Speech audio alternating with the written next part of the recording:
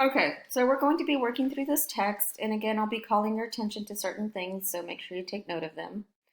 So again, so we're here now, we have an excerpt from Meditation 2. And in Meditation 2, we are looking at the first 3 paragraphs in that meditation. So this is Descartes in his own words. He says, "The meditation of yesterday has filled my mind with so many doubts that it is no longer in my power to forget them."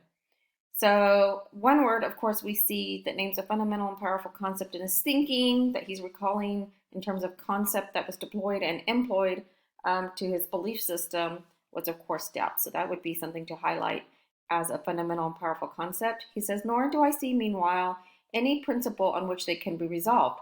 So when he says any principle, what he's really talking about, as I mentioned in the last lecture, is some kind of source or criterion or condition or source or criterion or standard by which we can decide which of our beliefs are true, that we can be certain are true and are not susceptible to doubt. So that's what he means by principle, like a standard, a criterion, a source of belief. You could actually underline principle, and I guess you could have underlined it last time insofar as we're talking about a source of belief or a standard by which to decide a belief is true. "And just as if I had fallen all of a sudden into very deep water, I am so greatly disconcerted as to be unable either to plant my feet firmly on the bottom or sustain myself swimming on the surface. I will nevertheless make an effort and try anew the same path on which I entered yesterday." So he's talking about when he was, working through Meditation 1. "That is, proceed by casting aside all that admits of the slightest doubt, not less than if I had discovered it absolutely false. And I will continue always in this track until I shall find something that is certain, or at least if I can do nothing more, until I shall know with certainty that nothing is certain." Okay, so there's a lot of words that show us, very obviously, very transparently, that he is reflecting some intellectual concerns, some epistemological concerns, I mean. And so some of the words that we would want to underline, of course, are certainty, right? Remember, he's in a quest for certainty. Another word, and up here, what else would we want to, all right, and actually I'm realizing there was another instance of a word that we skipped. So right here, preceded by casting aside all that admits of the what? Slightest doubt. Important concept. Here's an important concept. It's the opposite of truth. Here again. And of course, now that's our core concept. So you definitely want to highlight that as an important word. Certainty and certain. So I want you to highlight those each time so you can really see how he's grappling with these concepts. Archimedes, that he might transport the entire globe from the place it occupied to another, demanded only a point that was firm and immovable. So also I shall be entitled to entertain the highest expectations if I am fortunate enough to discover only one thing that is certain and indubitable. So again, you would want to highlight these as important concepts: certainty and indubitable. You see the root word doubt, which means, of course, with this prefix and suffix, means beyond doubt. So you would highlight these.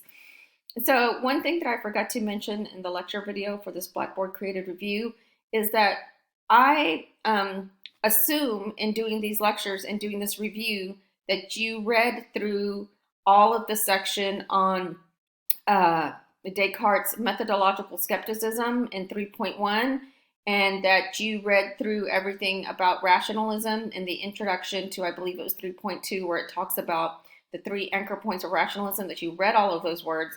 And I assume that you read every single word from pages 204 to 209, excluding the stuff in the excluding the stuff in the lavender and orange text boxes. So these lectures make sense only if you already have the background knowledge and a general sense of how the different original texts that we are looking at connect. So I just wanted to point that out. I'm not regurgitating everything in the reading. Rather, we're zoning in and honing in on some of the original text, but you should have a sense of how these original texts connect to each other and other ideas that your author of your book already lectured on in writing. Okay, so that said and that clarified, let's go ahead and go to the second paragraph in Meditation 2. He says, "I suppose accordingly that all the things which I see are false, fictitious." So he's talking about the senses And keep in mind that at the end of meditation 1, he has cast doubt on all of his beliefs, including that of an external physical world and even his own existence as a thinking reality, something that is. He says, I believe that none of those objects which my fallacious memory represents ever existed. I suppose I possess no senses. I believe that body, figure, extension, motion, and place are merely fictions of my mind. What is there then that can be esteemed true? Perhaps only this, that there is absolutely nothing certain. Okay, so again, if we were to highlight words that play a fundamental and powerful role in his thinking, those would include what? We'd want to say false. We could do believe for beliefs. The senses, because remember that it's supposedly one of the principles of belief, a source of belief that is important to the epistemological debate. Then we would want to highlight what else? True. And then what is another word that we would want to highlight here? Certain. Okay, so now let's go to the last paragraph. He says, but I had the persuasion that there was absolutely nothing in the world, that there is no sky and no earth, neither minds nor bodies. Was I not therefore at the same time persuaded that I did not exist? Far from it. I assuredly existed since I was persuaded. So do you see that little argument in there? Do you see it right there? So in addition to underlining words that name fundamental, powerful concepts in his thinking in this passage, I am going to want you to treat this as a little mini argument. There's actually possibly a complex argument in here, but we're going to break it down. So I want you to take this sentence, far from it, I assuredly existed since I was persuaded. I want you to number and bracket the statements the way I showed you in the last lecture video. I want you to cross out excess verbiage, and then once you finish doing all of your markup in here, present only the final version of the reformatted, clarified argument that is just within the sentence in those two statements. Again, do not cross out stuff in an argument that you've already started to reformat. The only stuff that should be crossed out is within the original paragraph. Okay, so then let's just see what we've got going on so far. So what would we want to underline here? Nothing so far. Okay, so then he says, but there is I know not what being who is possessed at once of the highest power and the deepest cunning, who is constantly employing all his ingenuity to deceive me. Okay, so this was mentioned in your reading at some point, probably 3.1, when it's talking about Descartes' use of skepticism to fight skepticism, that he comes up with the evil demon hypothesis. And at this point, he really wants to affirm as true that at least he exists as some kind of minor thinking thing, but he's remembering that he has this problem with the evil demon hypothesis from Meditation 1. And so he's saying maybe the evil demon could trick me into thinking I exist. But what does he conclude from this? So he says, doubtless, then I exist, since I am being deceived. So again, we have got some statements that we can look at in terms of a decontextualized argument. So I'm going to want you to present this as its own little argument, even if it's part of a complex argument. I want you to work on this statement here. From doubtless, then I exist, since I am deceived. And actually, there's two statements just in that very short part of that statement.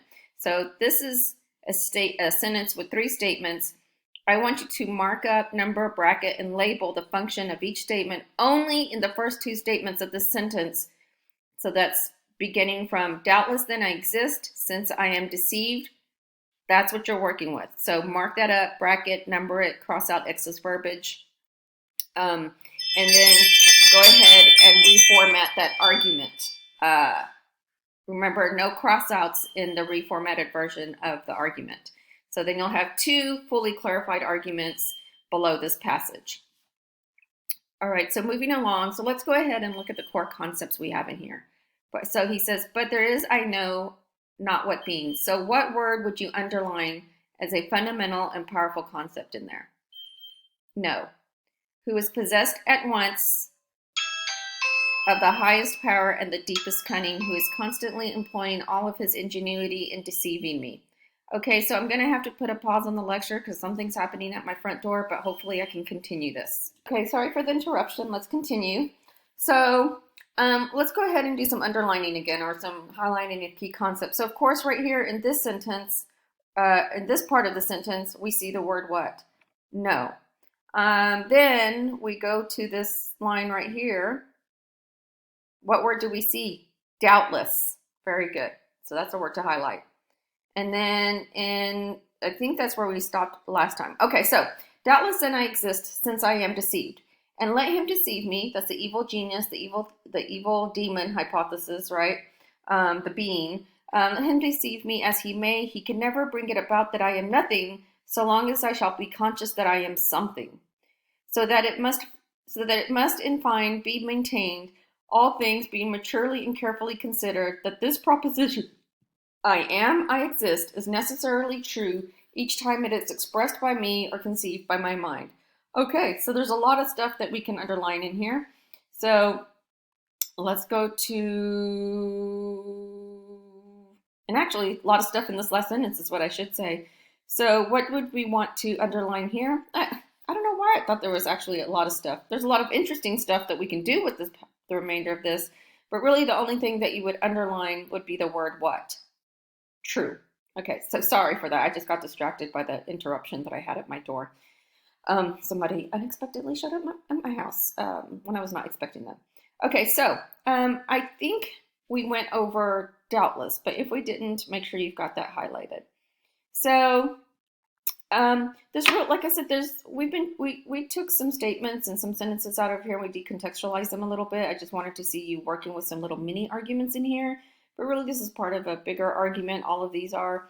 You see that he goes on to say, and let him deceive me as much as he may. He can never bring about us that I am something so long as I shall be conscious that I am something. So the basic idea, of course, there is that deception requires thinking. Thinking requires awareness, which is consciousness.